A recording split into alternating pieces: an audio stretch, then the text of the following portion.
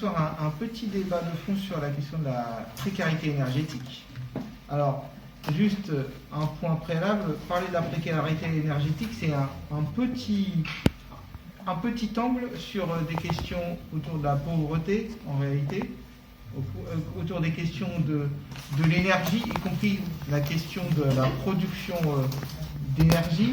C'est aussi, on va le voir dans ce que je vais présenter, la question du logement. Donc tout ça, ça va être un peu survolé de ma part, mais vous voyez, en fait, à partir de cet angle, la précarité énergétique qui a fait un peu dans les médias parler, en réalité, il y a une grande richesse politique de réponses écologiques et politiques et sociales qu'on peut faire. Donc là, ce que je vais proposer, c'est survoler, malheureusement, par manque de temps, un peu cette situation, mais qu'on ait surtout à la fin de la discussion, peut-être des idées d'initiatives locales, puisque, et c'est le deuxième point que je voulais souligner, c'est quelque chose qui dépasse largement la question de Montpellier ou de l'Hérault, qui dépasse même largement la question de la France, puisque c'est une question internationale, ces questions-là, et si on veut agir concrètement, c'est au niveau international. Ceci étant dit, peut-être qu'on a la capacité d'avoir des initiatives pour mettre en avant ces questions-là. Donc la question de la précarité énergétique est arrivée dans les médias, suite à une énième hausse des prix de l'énergie et un gouvernement qui a un peu paniqué en se disant « Oh, ça craint, puisqu'il y a des élections présidentielles l'année prochaine, les prix explosent. » Je ne les ai pas là, mais vous les avez sans doute en tête. Juste à savoir tout de même qu'au niveau du marché de gros sur l'énergie, par exemple, entre mai 2020 et octobre 2021, le gaz naturel a eu une augmentation en prix de 1800%. On est sur ce niveau-là d'augmentation. L'électricité, on est sur plus 800% d'augmentation sur la même période. Ces augmentations sur le marché de gros, je dis le marché de gros parce que vous savez comment ça fonctionne, hein. Il n'y a pas que les particuliers qui consomment de l'énergie, et en réalité d'ailleurs, c'est moins les particuliers que l'industrie qui consomme de l'énergie. Tout ça, ça a eu des conséquences sur l'évolution des tarifs réglementés, parce que malgré tout, on a encore des tarifs réglementés en France. Le gaz, entre janvier 2021 et octobre 2021, a fait plus 70%. Et l'électricité a augmenté autour de 10%. Alors, le gouvernement a paniqué, et je ne parle même pas de l'essence. Hein.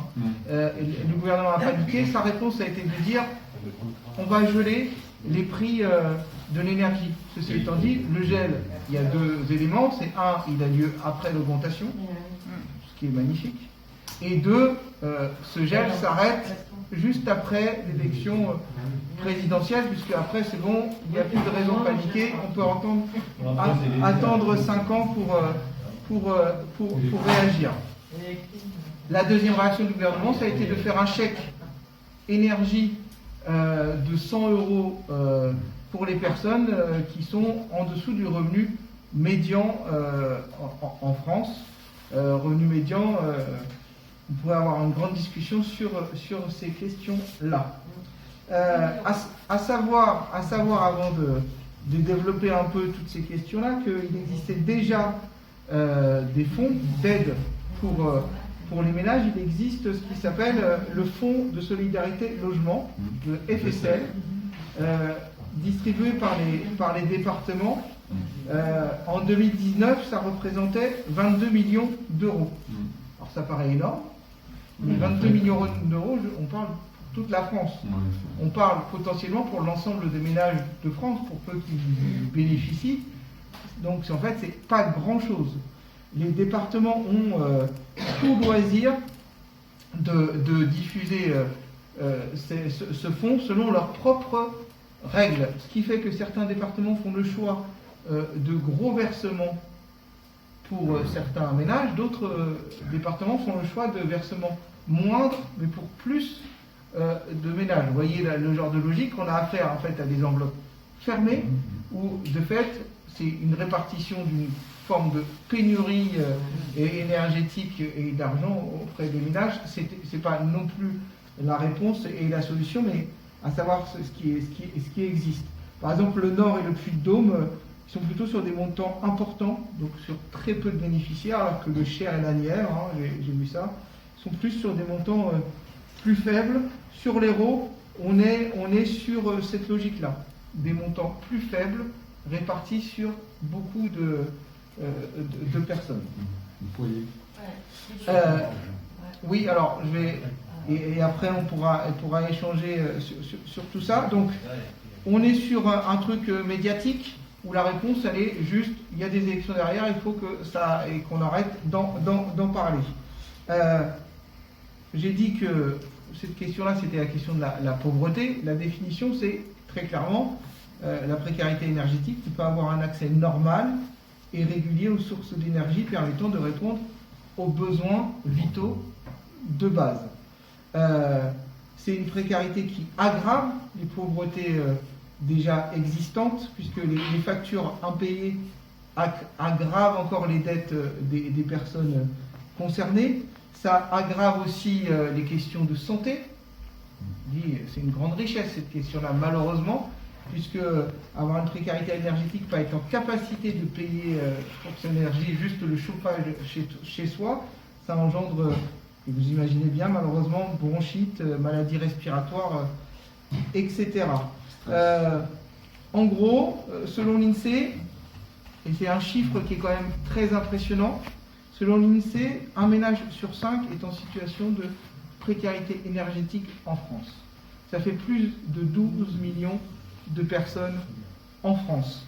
À savoir aussi que 8 millions de logements sont des passoires thermiques, avec des propriétaires qui ne sont pas en capacité parfois de résoudre ce problème et des locataires qui en subissent les conséquences. Et 20% des ménages, toujours selon l'INSEE, vivent dans un logement touché par l'humidité, avec toutes les conséquences, encore une fois, de santé que vous pouvez imaginer. Alors, pourquoi on en est arrivé là? J'ai envie de dire, je reviens à la question de l'énergie. On a affaire à, depuis un certain nombre d'années, il y a eu des luttes sur ces questions-là et elles ne sont pas terminées. On a eu l'occasion d'en discuter quand il y a eu les élections régionales, une dérégularisation totale du service public de l'énergie, à tel point qu'aujourd'hui on en est à vendre au privé les centrales hydroélectriques qu'on a dans les hauts cantons. Au niveau du logement, on a affaire à une vraie crise du logement, des constructions à bas coût, des constructions qui manquent, insuffisantes, et des logements sociaux qui ne sont pas suffisants pour répondre aux besoins.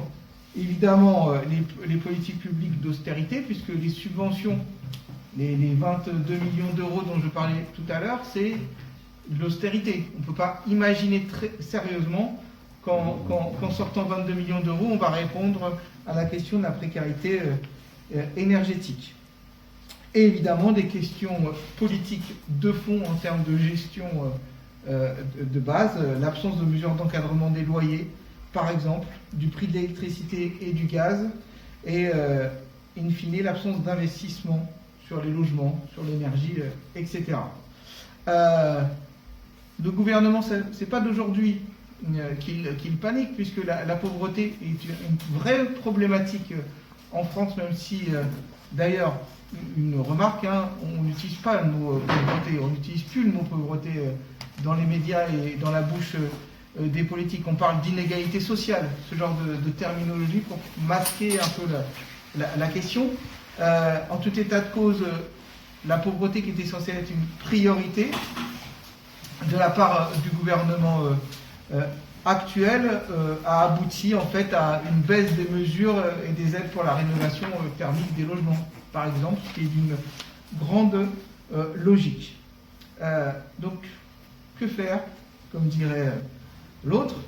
Il y a un certain nombre d'éléments, je l'ai dit, nationaux voire internationaux, sur lesquels on pourrait agir, et dans une hypothèse heureuse l'année prochaine, il y aura peut-être des choses sur lesquelles on pourra travailler. D'abord, inscrire le droit au logement digne dans la Constitution. puisque en inscrivant ça dans la Constitution, tout découle. C'est-à-dire que l'État prend en charge la nécessité de rénover les logements, de construire des logements sociaux dignes et d'enfin régler la question des passoires énergétiques. Mettre en œuvre un plan massif et financé d'investissement pour isoler les logements existants. Et puis faire de l'énergie en fait un commun. Que ce soit l'électricité, que ce soit le gaz, qu'on ait un retour à un service public de l'énergie gratuit pour la population, en inscrivant la nécessité d'avoir de l'énergie pour répondre à ses besoins vitaux dans la Constitution. Ce qui a été chiffré, c'est un investissement finalement autour de 100 milliards d'euros, tout compris. Est-ce que c'est si énorme? J'en suis pas si certain. Dernier point avant d'avoir une discussion sur l'intervention locale, sur ce qu'on peut faire localement. Évidemment, on a affaire à une question aussi qui touche à comment produire l'énergie. Aujourd'hui, l'électricité en France, c'est en grande partie la question du nucléaire. C'est pas là où on va pouvoir régler ces questions-là. Notons que un certain nombre de mouvements politiques avec lesquels nous sommes proches, par exemple la France Insoumise, a évolué sur ces questions-là, et les interventions de ce week-end sur la question du nucléaire laissent entendre une France Insoumise qui est favorable à l'arrêt du nucléaire en prenant compte du fait qu'on a affaire à une énergie qui, in fine, n'est pas si propre que ça, et in fine d'avoir du 100% énergie renouvelable. Mais énergie renouvelable ne veut pas dire non polluant. Une éolienne a aussi un peu de pollution. Donc la question elle est complexe, hein. C'est pas là où on pourra la résoudre, mais avoir en tête qu'il y a aussi derrière la question de la production de l'énergie, et nous, comment on se positionne par rapport à ça pour avoir un niveau de production d'énergie suffisant pour répondre à ses besoins. Parce que c'est bien beau de dire qu'il faut que chacun bénéficie de l'énergie pour répondre à ses besoins, il faut derrière proposer une production d'énergie, il faut que cette production d'énergie, tout va ensemble, soit écologiquement correspondent à ce qu'on défend in fine. Alors localement, que faire? Moi je pense, et je lance quelques propositions, je pense que déjà il y a une campagne de fond à mener. Peut-être sous forme d'initiative publique ou de débat public, puisque c'est des questions qui ne sont pas connues de la part de la population.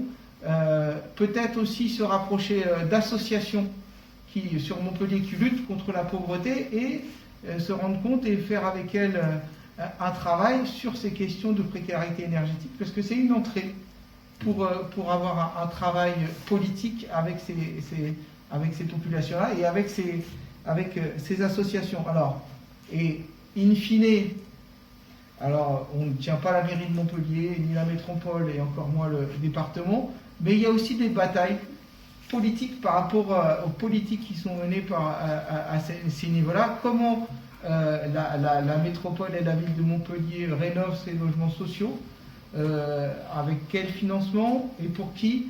Comment le département aussi intervient en termes social, puisque c'est une de ses prérogatives prioritaires, le social.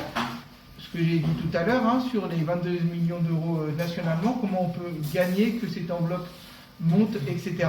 C'est des petits pas, mais qui permettent petit à petit d'avancer vers ce qu'on veut gagner. Voilà. Donc je vais m'arrêter là sur cette présentation un peu rapide. Vous voyez, je l'ai dit, c'est survolé, mais il y a une richesse sur tout ça, sur ce débat sur la précarité énergétique. Et cette richesse, je pense que ça peut être une entrée sur un travail, et je termine là-dessus, la question de la pauvreté, qui n'apparaît plus dans le débat public aujourd'hui.